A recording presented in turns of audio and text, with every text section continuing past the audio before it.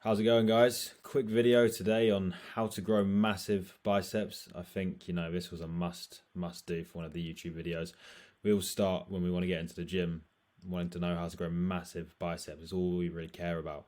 And, you know, biceps are good. They're a fun muscle to train. I think, it's only right I give you the exact guide I would use to train them because I personally love training biceps. I think I'm doing all right in the biceps department. So, yeah, let's get straight into it. Growing your biceps is a fundamental part, just like the 100 kg bench video I made earlier. Also, look at this. Figured out how to move this little fucker in the corner. So we're back. But anyway, straight to the video. Rules. Stop training them so frequently. It's a common theme I always talk about.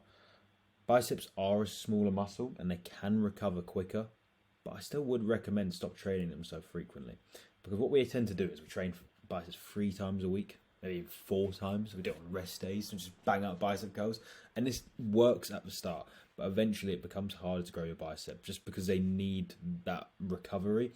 And if you're not training biceps with back and you're doing other exercises, they're engaged quite a lot. So honestly, I would just recommend training them once per week. That's kind of what I do, just going really, really hard on them. Like, I train mine today, right? And they will take 4 days to recover. That's the truth. I guarantee you. Like, there's no point in me training them again. I'd rather just 100% be recovered and then go again. That's kind of the way I do it.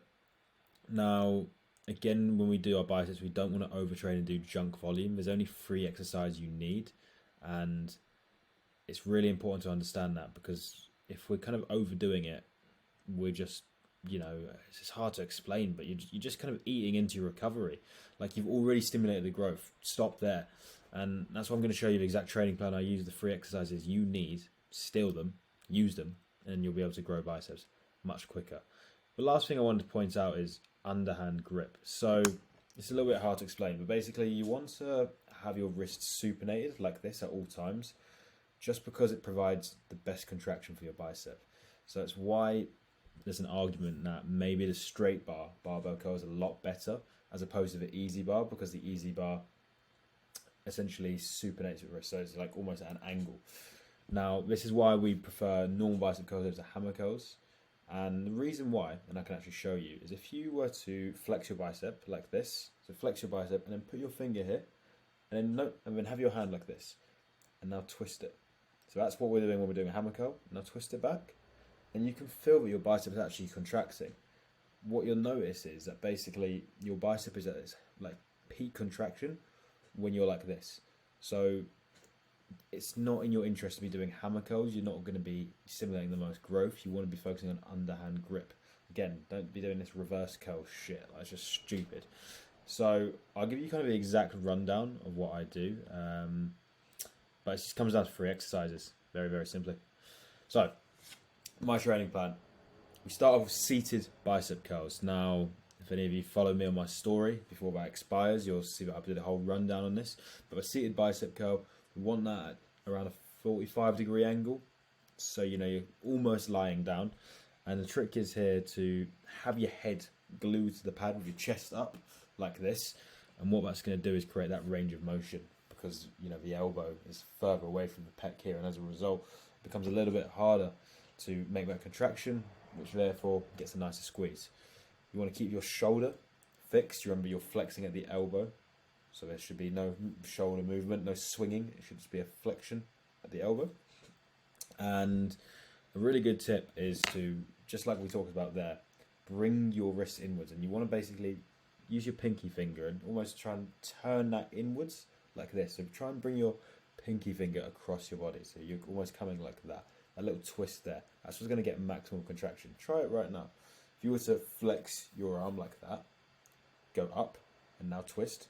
See all that contraction right there? That's exactly what you want to be doing. That's a seated bicep curl though. Do that with dumbbells. That's your first kind of exercise.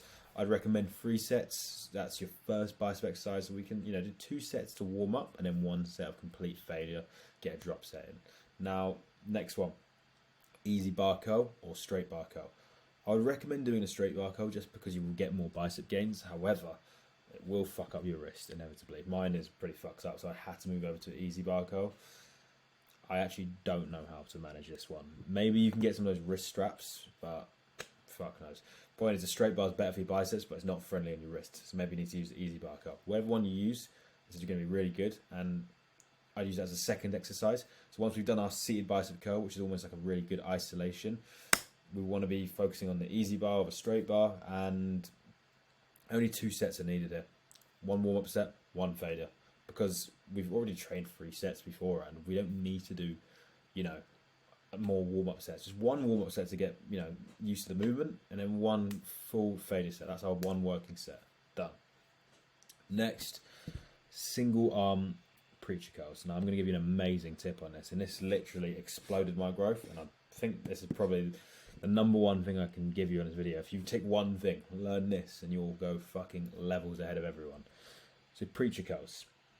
Now that's kind of where, you put your tricep on the pad and you basically eliminate the chance to cheat with the flexion of your bicep. Now, we want to do a single arm and we want to do a dumbbell. The reason why is, I'll tell you in a second, but basically 1 set of that's a failure, because again, we're really warm. This is going to be all out drop setting, and we're going to be doing force negatives. But the reason why we do a single arm is because the other arm is able to support that once you hit failure. So basically, once you milk everything out of the positive contraction and you're not able to do this anymore, you use your other hand to guide it up, and then you slowly lower it down, and then guide it up again, and slowly lower it down. And then you get about 5 or 6 more reps out of a negative contraction, and therefore you grow twice as quick. So you want to keep tension when you're doing that.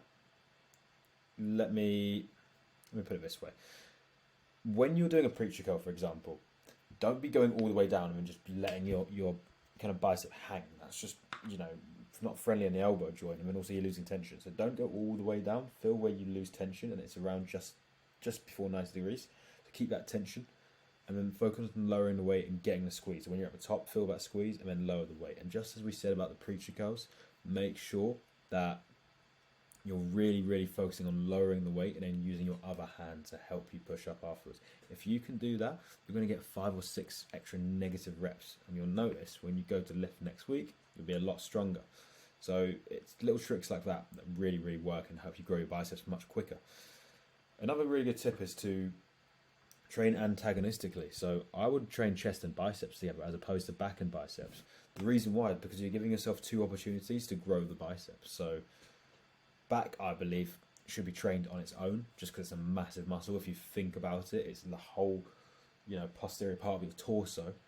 The chest is a small muscle, the shoulder is a small muscle, bicep, tricep, small muscles. Your back is massive, so it needs its whole day. I wouldn't be interfering, throwing biceps in there as well.